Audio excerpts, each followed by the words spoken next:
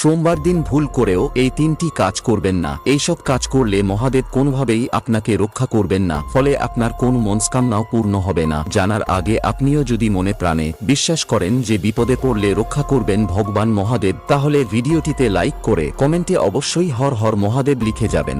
Number 1, সোমবার দিন ভুল করেও মেয়েদেরকে চুল ধুতে নেই, কারণ এমনটা করলে ভগবান মহাদেবের মতো স্বামী জীবনে কখনোই লাভ করতে পারবেন না।